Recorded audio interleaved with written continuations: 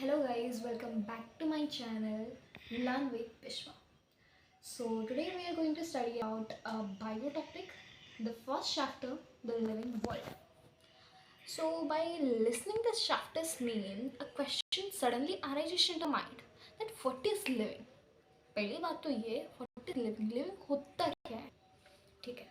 Suppose एक प्राणी, ठीक है, जो इनहेल कर रहा है और एक्सेल कर रहा है, कुछ मूवमेंट्स परफॉर्म कर रहा है, उसको हम बोल सकते हैं लिविंग. ठीक है. सपोज ह्यूमन्स वो इनहेल कर रहे हैं, एक्सेल भी कर रहे हैं. अभी मैं बातें कर रही हूँ, हैंड्स का मूवमेंट भी हो रहा है, तो ये है लिविंग. मतलब मैं लिविंग ही हूँ. नॉन लिविंग तो हूँ नहीं. एनिमल्स हो गए, बर्ड्स हो गए, ये भी लिविंग ही है. ठीक है. तो एक लिविंग थिंग को हम कैसे पहचाने? कुछ वो एक्टिविटीज़ परफॉर्म कर रहा होगा, ठीक है, वो कुछ अपना क्वालिटी, लाइफ के क्वालिटी के ऊपर कुछ ध्यान दे रहा होगा, कुछ इम्पोर्टेंस दे रहा होगा, उसको हम बोलेंगे living thing. So before going to this chapter, first of all we have to distinguish between living and non living. So अगर हम लिविंग में देखें तो लिविंग मीन्स मेटाबॉलिज्म परफॉर्म करते हैं, सेल्यूलर ऑर्गेनाइजेशन भी परफॉर्म करते हैं और कॉन्शियसनेस भी होता है लिविंग में. लेकिन ये जो बंदा अभी वीडियो बना रहा है उसमें कॉन्शियसनेस नाम की चीज़ नहीं है, वो अलग बात है. लेकिन मेटाबॉलिज्म और सेल्यूलर ऑर्गेनाइजेशन तो हो रहा है उसके बॉडी में, तो मैं ये तो नहीं बोल सकती कि वो नॉन लिविंग है, वो लिविंग है. ऑफ कोर्स उसमें कॉन्शियसनेस नहीं है कॉन्शियसनेस, सीरियसनेस नाम की चीज़ ही नहीं है उसमें. लेकिन still I will tell he is a living being, cause उसके बॉडी में सेल्यूलर रेस्पिरेशन हो रहे हैं, ठीक है, और डाइजेशन हो रहे हैं, कुछ वो मूवमेंट्स कर रहा है, अभी शूट भी कर रहा है, हंस भी रहा है भाई बंदा, तो है वो लिविंग है. पता चल रहा है उसके फेस से थोड़ा सा, हाँ पता चल रहा है. लेकिन अगर हम नॉन लिविंग को जाए, ये सब हम नहीं देख सकते. जैसे कि हो गया मेटाबॉलिज्म, ये सोफा है, अभी ये मूव कर रहा है क्या? अगर हम इसे एक्सटर्नल फोर्स नहीं दे रहे हैं तो क्या ये मूव कर रहा है? नहीं कर रहा, तो ये नॉन लिविंग है. क्या ये कुछ मेटाबॉलिज्म परफॉर्म कर रहा है? क्या रेस्पिरेशन परफॉर्म कर रहा है? अगर हम इस पे एक्सटर्नल फोर्स नहीं डालें, ठीक है, तो क्या ये अपने आप मूवमेंट करेगा? नहीं करेगा, ऑफ कोर्स नहीं करेगा. ठीक है. क्या ये ब्रीदिंग कर रहा है, इनहेल कर रहा है, एक्सेल कर रहा है? नहीं, मुझे तो नहीं सुनाई दे रहा, ऑफ कोर्स नहीं कर रहा, तो ये नॉन लिविंग है. ठीक है. अगर हम देखें तो ग्रोथ होता है, जिस चीज़ में ग्रोथ होता है, हम ह्यूमन बींग्स हैं, हम में ग्रोथ होता है, एनिमल्स में ग्रोथ होता है, बर्ड्स में ग्रोथ होता है, cat, suppose we are taking an example, cat में भी ग्रोथ होता है. ठीक है, तो वो है लिविंग. ट्रीज में भी ग्रोथ होता है, तो वो है लिविंग. ये सोफ़ा मतलब जब से आया है इतने साइज का ही है, मुझे तो इतने साइज का ही दिखता है, इसका ग्रोथ नहीं हो रहा, तो मतलब ये है नॉन लिविंग. ठीक है. ठीक है. सो कुछ एक्सेप्शंस भी हैं, जैसे कि रिप्रोडक्शन. ठीक है. सो the next topic is characteristics of living organism. Living organism की कैरेक्टरिस्टिक्स होते क्या हैं? पहली बात होती है ग्रोथ, सेकेंड होती है रिप्रोडक्शन, थर्ड होती है मेटाबॉलिज्म, फोर्थ होती है सेल्यूलर ऑर्गेनाइजेशन और फिफ्थ होती है कॉन्शियसनेस. ठीक है. तो अभी जो मैं पढ़ा रही हूँ इसके नोट्स डिस्क्रिप्शन में मैं डाल दूँगी, उधर से आप डाउनलोड कर दीजिएगा. ठीक है. तो अगर ग्रोथ की बात किया जाए तो increase in number and mass of cells by cell division. Okay, हमारा बॉडी का ग्रोथ कैसे होता है? एक सेल से तो नहीं, लेकिन हम मल्टी सेल्यूलर हैं. सपोज एक सेल से डिवाइड हो के हमारा ग्रोथ हो रहा है. ठीक है. तो उसी तरह से ग्रोथ कैसे होता है? सेल का डिवीज़न होके हमारा ग्रोथ होता है. ठीक है. कैमरा में दिख रहा है? ये वाला जो डायग्राम है, ये वाला दिख रहा है?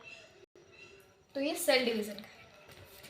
ऐसे ग्रोथ हो के पहले ये वाला था, फिर ये वाला डुप्लेट स्टार्ट हो गया, मतलब डिवाइड होना। फिर ये वाला हो गया, ये वाला ऑलमोस्ट लास्ट स्टेज हो गया, और ये वाला 2 सेल्स में डिवाइड हो गया, ठीक है। देन नेक्स्ट, एनिमल ग्रोथ भी होता है सर्टेन एज में, हमारा भी ग्रोथ होता है, हम भी तो एनिमल्स ही है। अगर एक एग्जांपल लिया जाए तो किटेन्स, ठीक है। तो प्लांट्स में भी तो ग्रोथ होता है, उनके till the end of their life उनका ग्रोथ होता है, उनका लाइफ स्पैन ही वैसा होता है। So second, coming to reproduction, reproduction का मतलब क्या होता है? पहली बात तो रिप्रोडक्शन का मतलब होता है न्यू ऑर्गेनिज्म का प्रोड्यूस होना या न्यू ऑफस्प्रिंग का प्रोड्यूस होना, ठीक है। रिप्रोडक्शन का मतलब न्यू ऑर्गेनिज्म का प्रोड्यूस होना या फिर न्यू ऑफस्प्रिंग का प्रोड्यूस होना, ठीक है। So let's start. Production of new individual और pregnancy is called reproduction. New individual, suppose मेरी मम्मी एक इंसान है, ठीक है। तो उनसे जो तो उनसे जो जन्म लिया, मतलब मैं भी तो इंसान ही रही। एक कैट है, कैट से जो पैदा, मतलब कैट जो पैदा करेगी वो एक कीटी नहीं होगी, है ना। तो अपने खुद की तरह और एक इंडिविजुअल को पैदा करना होता है reproduction. That's it, fine. Then reproduction is not found in any non living object. अब ये सोफा रिप्रोड्यूस कर पाएगा? नहीं कर पाएगा, तो ये नॉन लिविंग ऑब्जेक्ट है, ठीक है। There are many living organisms which can do reproduce like mules, sterile human couples, worker bees. This is also taken as a defining property of life. Organisms reproduce sexually as well as asexually. दो types के तो reproduction होता है, एक होता है sexually और एक होता है asexually. Then coming to the third point, metabolism. तो पहली बात तो ये मेटाबॉलिज्म होता क्या है? The sum total of all biochemical reaction occurring inside our body to create energy is known as a metabolism. हमारे बॉडी में, okay, suppose I am giving an example. हम खाना खाते हैं, क्यों खाते हैं? खाना खाए हम, वो हमारे बॉडी में गया, ब्रेक डाउन हुआ, ग्लूकोज में कन्वर्ट हुआ, ग्लूकोज में फिर पायरूवेट में ग्लूकोज में कन्वर्ट हुआ, फिर in the presence of oxygen, in the absence of oxygen, in the lack of oxygen, ऐसे कन्वर्ट हो के वो हमारे बॉडी में एनर्जी प्रोड्यूस करता है। ऐसे ब्रेकडाउन हो के वो हमारे बॉडी में एनर्जी प्रोड्यूस करती है। तो ठीक है, यही जो हमने खाना खाया, क्यों खाया? क्योंकि हमें एनर्जी चाहिए, कुछ काम करने के लिए, कुछ एक्टिविटीज परफॉर्म करने के लिए हमें एनर्जी चाहिए। तो दैट्स द रीज़न क्योंकि हमने खाना खाया, क्योंकि हमें खाने से एनर्जी मिलती है, ठीक है। तो ये जो रिएक्शन होते हैं, हमारे रेस्पिरेशन हो गए, ठीक है। और क्या क्या होता है हमारे बॉडी में, मतलब जो कुछ भी बायोकेमिकल रिएक्शन होते हैं बॉडी में, जो कुछ भी रिएक्शन होते हैं, कुछ भी रिएक्शन होते हैं, कितने सारे रिएक्शन होते हैं बॉडी में, सभी रिएक्शन जो कि परफॉर्म हो रही है एक बॉडी में, तो उसे बोलते हैं metabolism. Every animal including bacteria and plants has a metabolism. Bacteria में भी होता है मेटाबॉलिज्म, उनके बॉडी में भी कुछ परफॉर्म तो हो रही होगी ना, हमारे बॉडी में भी परफॉर्म हो रही है, एनिमल्स के बॉडी में भी परफॉर्म हो रही है, बर्ड्स के बॉडी में भी परफॉर्म हो रही है, तो बैक्टीरिया के बॉडी में भी परफॉर्म हो रही है, सबके बॉडी में मेटाबॉलिज्म होता है, फाइन। तो अगर हम मेटाबॉलिज्म को देखें तो वो दो टाइप्स का होता है। पहला होता है एनाबॉलिज्म, सेकंड होता है कैटाबॉलिज्म, राइट। एनाबॉलिज्म मतलब सिंथेसिस करना, एनाबॉलिज्म मतलब सिंथेसिस करना, लेकिन कैटाबॉलिज्म मतलब ब्रेक डाउन करना। ये जो मैंने बोला, ब्रेक डाउन करते हैं, खाना खाते हैं, ब्रेक डाउन होता है, ये होता है कैटाबॉलिज्म। और एनाबॉलिज्म होता है सिंथेसिस करना, ठीक है। Then coming to the next topic, cellular organisation. Basic structural and functional unit of life होता क्या है? सेल होता है। सेल होता है basic structural and functional unit of life. एक ही सेल से एक इंसान, राइट। हमारा सेल डिवाइड मतलब एक ही सेल डिवाइड होके फिर वो डिवाइड हो रहा है, फिर वो डिवाइड हो रहा है, ऐसे डिवाइड हो के तो हमारा ग्रोथ हो रहा है, राइट। तो basic structural and functional unit of life होता क्या है, सेल होता है, right. Organisms are made up of one or more cell. Organisms, चाहे वो इंसान हो, चाहे एनिमल्स हो, चाहे बर्ड्स हो, चाहे बैक्टीरिया भी हो, चाहे फंगी हो, कुछ भी हो, उनमें भी सेल डिविजन्स होती है, ठीक है। उनमें चाहे मतलब सभी चीज़ें सेल के द्वारा मतलब क्या सेल के कंस्टिट्यूट होके बनते हैं, ठीक है। चाहे वो एक सेल हो, चाहे वो मल्टी सेल्यूलर हो। जो एक सेल से बनते हैं उन्हें यूनिसेल्यूलर बोलते हैं, जो बहुत सारे सेल से बनते हैं उनको मल्टी सेल्यूलर बोलते हैं। It is the defining feature of living organism. ये लिविंग ऑर्गेनिज्म की डिफाइनिंग फीचर है cellular organisation. Plant cell, animal cell, ये तो हमने पढ़ा ही था, एट्थ में था शायद 8th या फिर 9th के बुक में था, एनसीईआरटी में ही था। प्लांट सेल और एनिमल सेल। प्लांट सेल एक ऐसा टाइप्स का होता है और एनिमल सेल सर्कल टाइप का ऐसा कुछ होता है, right. Then come to the next topic, consciousness, ability to sense the surrounding environment and respond to the stimuli is called consciousness, ठीक है। ओके, एबिलिटी टू सेंस, हम सेंस कर सकते हैं। यूजुअली हमारे 5 सेंस ऑर्गन्स होता है, हम सेंस तो कर ही सकते हैं। ह्यूमन बींग से कैसे नहीं सेंस करेंगे? नॉट ओनली ह्यूमन बींग, सबको, हर कोई सेंस कर सकता है, हर एक लिविंग ऑर्गेनिज्म सेंस कर सकता है। Everybody can, every living organisms can sense the surrounding environment, their surrounding environment. हर एक लिविंग ऑर्गेनिज्म अपने एनवायरमेंट को सेंस कर सकता है एंड वो अपने सराउंडिंग को सेंस करने के बाद जो भी वो सेंस किया उसको जो रिस्पॉन्ड देता है, राइट, वो हर एक स्टिमुली को भी रिस्पॉन्ड करेगा, है ना। तो वो जो रिस्पॉन्ड देता है उसको बोलते हैं कॉन्शियसनेस। अगर हम प्लांट्स के पास आए, प्लांट्स का स्टिमुली क्या क्या होता है? लाइट होता है, वाटर होता है, टेम्परेचर होता है और the organisms like chemical pollutants etcetera. अभी ही रिसेंटली हमने 10th में पढ़ा था ना, phototropism, geotropism, chemotropism, thigmotropism and the last one was hydrotropism. याद नहीं आ रहा था, hydrotropism. So example, if we are taking example, touch me not plant, ये है क्या? यह है थिग्मोट्रोपिज्म है। थिग्मोट्रोपिज्म है ना, मतलब इसका स्टिमुली होता है touch। तो ये जो बंदा अभी कैमरा पकड़ रहा है, कुछ प्रॉब्लम कर दिया था अभी फ़ोन में, तो इसलिए बंद करना पड़ा। Let's continue. तो उसके बाद वाला जो टॉपिक होता है वो होता है बायोडाइवर्सिटी, ठीक है।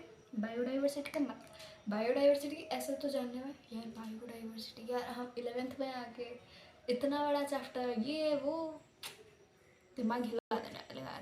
10th इधर है तो 11th इधर है ना। होता है, सीरियसनेस बनाना पड़ता है, लेकिन इतना भी हार्ड नहीं है जितना हम सोचते हैं। टू बी ऑनेस्ट, मैं भी हूँ एक 11th की स्टूडेंट, ठीक है। स्टार्ट करते हैं। बायोडाइवर्सिटी ऐसे मतलब लगता है हमको, बायोडाइवर्सिटी इतना बड़ा वर्ड, उसका मीनिंग क्या होगा, ये वो, लेकिन नहीं, जस्ट सिंपल, चिल आउट मारो, पढ़ो, बस पढ़ो, फोड़ो, कहर मचा दो और आग लगा दो। Let's start. बायोडाइवर्सिटी, बायोडाइवर्सिटी होता क्या है? The term biodiversity refers to the number and types of organisms present on the earth, forms of life in the living world। तो ये जो हमारा वर्ल्ड है, ये जो हमारा वर्ल्ड है, उसमें जितने भी लिविंग ऑर्गेनिजम्स हैं, क्रीचर्स हैं, हम ऑर्गेनिजम्स बोलते हैं तो मतलब यही दिमाग में आता है, एनिमल्स, बर्ड्स, ह्यूमन बींग्स, इतना ही आता है, बैक्टीरिया, फंगी, इतना ही आता है। लेकिन हम क्रीचर्स के बारे में बात करें, वर्ल्ड में कितने सारे क्रीचर्स हैं, लिविंग क्रीचर्स कितने सारे हैं, वो सारे मिलके बायोडाइवर्सिटी बनाते हैं। वो मतलब जितने भी नंबर्स के हैं उन सारों मतलब सबको हम जब वो मिलेंगे ना तो हम उसे बायोडाइवर्सिटी बोलेंगे, ठीक है। तो 1.7 या फिर 1.8 मिलियंस, 1.7 से लेके 1.8 तक ही होंगे स्पीसीज जो कि आज तक खोद के निकाले हैं हमारे साइंटिस्ट लोग ने, ठीक है। 1.7 से लेकर 1.8 मिलियन तक स्पीसीज अभी प्रेजेंट है हमारे वर्ल्ड में, जिनको कि हम बायोडाइवर्सिटी में काउंट कर रहे हैं, राइट। तो अगर हम देखें उसके बाद आता है हमारा नेक्स्ट टॉपिक, टैक्सोनॉमी। मेरे हिसाब से तो भाई है ये भी इम्पोर्टेंट है। ये सब बेसिक्स थे। जब मैंने जो पहले से अभी जो मैं पढ़ा, ये सब बेसिक्स थे, नॉर्मल चलते हैं भाई। जब इम्पोर्टेंट बोलूँगी मैं, ठीक है, उसको थोड़ा सा ज़्यादा स्ट्रेस दे के पढ़ लेना है बस। बाकी सब ऐसे ही चलते हैं, मजाक में ख़त्म हो जाएगा। एक सीरियसनेस भी लाना है कभी कभार एग्ज़ाम के टाइम में। मजाक में पढ़ते हैं, चिल आउट मारते हैं। चिल आउट मतलब ऐसा नहीं कि पढ़ाई को छोड़ दें, नॉट लाइक दैट। पढ़ाई करते हैं, चिल होके। So the next topic is taxonomy. Taxonomy होता क्या है? The study of identification, nomenclature, categorisation and characterisation of species और ऑर्गेनिजम्स। जितने भी सारे ऑर्गेनिजम्स हैं, जितने सारे स्पीसीज हैं, उनका जो कैटेगराइजेशन करा जाता है, जो कैरेक्टरिस्टिक्स होता है, कैरेक्टरिस्टिक्स में वो डिवाइड होते हैं कितने सारे कैरेक्टर। हर एक लिविंग ऑर्गेनिज्म का डिफरेंट कैरेक्टरिस्टिक्स होता है, तो उनके डिफरेंट कैरेक्टरिस्टिक्स में जो वो डिवाइड होते हैं, जो उनके कैटेगराइजेशन करा जाता है, जो उनका नोमेनक्लेचर होता है, जो उनका आइडेंटिफिकेशन डिफरेंट वे में कराया जाता है। तो ये जो सब होती है, ये जो डिफरेंट थिंग्स होती है, सब हर एक ऑर्गेनिज्म का डिफरेंट होती है। जैसे कैटेगराइजेशन, कैरेक्टराइजेशन, नोमेनक्लेचर, आइडेंटिफिकेशन। तो ये जो इन सारों को मिलकर जो स्टडी हम करते हैं, उनको बोला जाता है टैक्सोनॉमी, राइट। इन सारों को once again I am giving the detailed explanation. The study of the identification, nomenclature, categorization and characterization of species or organism, इनको बोलते हैं हम टैक्सोनॉमी, राइट। मैं फिर से बोल रही हूँ, इस नोट्स को मैं डिस्क्रिप्शन में डाल दूँगी, आप डाउनलोड कर दीजिएगा। बहुत कम है, बहुत इजीली है। इसमें आप लोग, दिखाई दे रहा है? कौन सा पेज? अरे कुछ भी दिखाई दे रहा है? इसमें अच्छे से हाईलाइट किया गया है,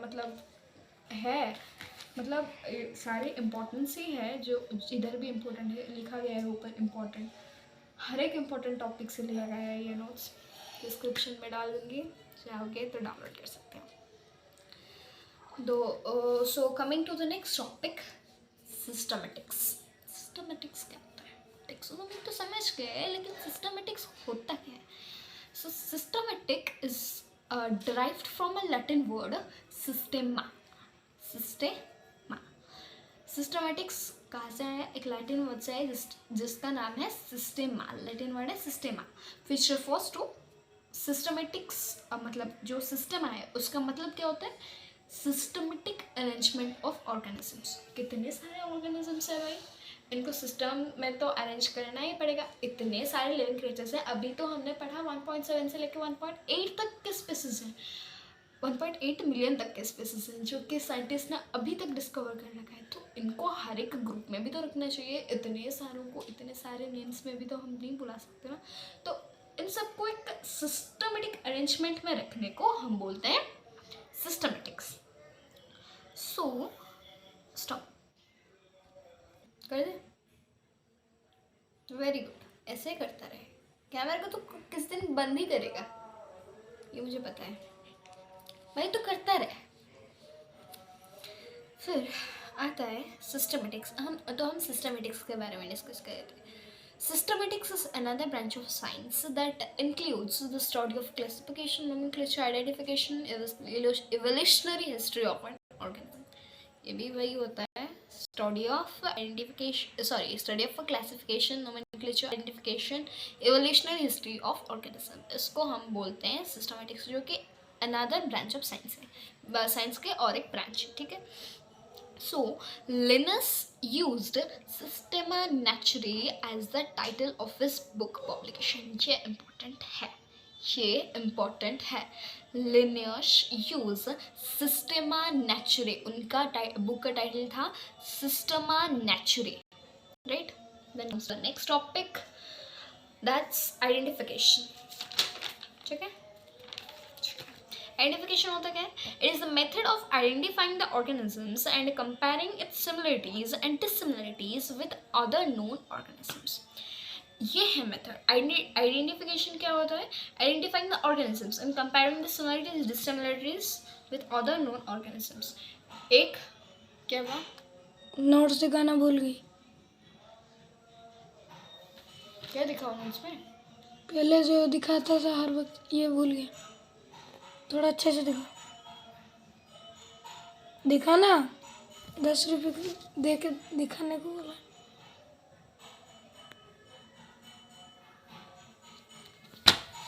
या ये वाला नोट्स ना मैं डिस्क्रिप्शन में डाल दूँगी. ऐसे तो बार बार मैं उठा के नहीं दिखा सकती ना. ये है, ये है, ये है, राइट. तो आइडेंटिफिकेशन होता है कि डिफरेंट ऑर्गेनिजम्स में क्या क्या सिमिलरिटीज़ हैं, क्या क्या डिसिमिलरिटीज़ हैं. इसको हम जो खोद के निकालते हैं उसको हम बोलते हैं आइडेंटिफिकेशन, राइट. तो then the next topic comes that's classification, right. Classification होता है कि it is the process by which anything is grouped into convenient categories based on some easily observable characteristics. कुछ कैरेक्टरिस्टिक्स जो कि इजीली ऑब्जर्वेबल हैं, हैं. तो उस मतलब एक process by which anything is grouped, मतलब कुछ भी चीज़ को हम एक ग्रुप ले सकते हैं इनटू कन्वेंट कैटेगरीज. कुछ कैटेगरीज को लेके एक ग्रुप बनाते हैं जो हम उनके कैरेक्टरिस्टिक्स, चाहे वो सिमिलर कैरेक्टरिस्टिक्स हो, डिसिमिलर कैरेक्टरिस्टिक्स हो, उनको लेके जो हम कन्वेंट कैटेगरीज बनाते हैं तो हम उसको बोलते हैं classification, right. Classification makes the study of organisms convent, right. तो अब आता है वेरी इंपॉर्टेंट वाला टॉपिक. Let's start. क्या कर रहा है भाई? कर क्या रहा है? तो अब आता है वेरी इंपॉर्टेंट वाले टॉपिक, दैट्स नोमेनक्लेचर. नोमेनक्लेचर कुछ ज़्यादा नहीं होता यार. नोमेनक्लेचर मतलब नेमिंग ही होता है. नोमेनक्लेचर इतना बड़ा नाम भाई दिमाग हिला देने वाला है ना. लेकिन not like that. That's naming of organisms. Nomenclature of organisms, that's naming of organisms, right. So let's start.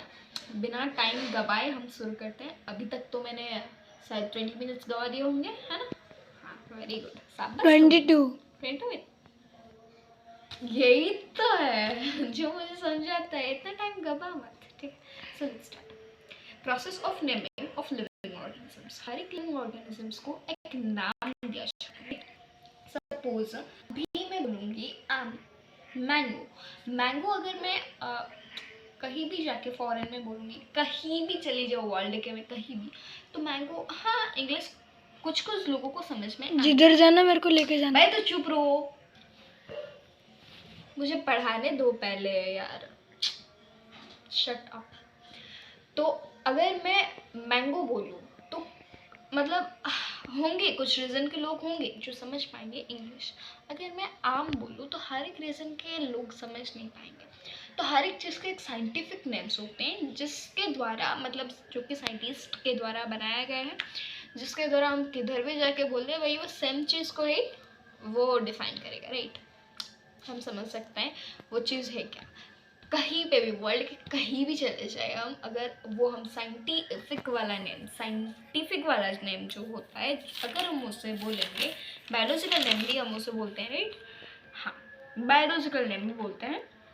तो अगर हम उसे बोलें तो कहीं का भी लोग समझ जाएंगे कि हम बोलना क्या चाहते हैं. आखिरकार बोलना क्या चाहते हो, ये वाला डाल देना, ठीक है. ओके. तो each organism is given to a word जो कहीं भी ये बोलते हैं वो समझ जाएगा. बोल तो दो वर्ड नेम होते हैं. वो जो नेम होता है वो बेसिकली 2 वर्ड्स का होता है, ठीक है. जो पहला वर्ड है वो होता है जेनेरिक नेम जिसको हम बोलते हैं जीनस, और सेकंड वाला जो वर्ड होता है वो होता है स्पेसिफिक एपिथेट जिसको हम बोलते हैं स्पीसीज, राइट. पहला वाला जीनस, सेकंड वाला होता है species. The names are given according to certain rules and followed by the biologists all over the world. मतलब जो biologist होते हैं वो वर्ल्ड के हर एक कोना कोना छान के कुछ दिमाग लगा के ये नेम्स बनाए जो कि कुछ रूल्स बेस्ड है, कुछ रूल्स को फॉलो करके उन्होंने बनाए हैं, ठीक है। तो to make it common around the world various international codes have been established. बहुत सारे इंटरनेशनल कोड्स भी एस्टैब्लिश हुए हैं इसको वर्ल्ड वाइड कॉमन बनाने के लिए, जैसे कि जिसको ICBN एंड ICZN। ICBN का मतलब होता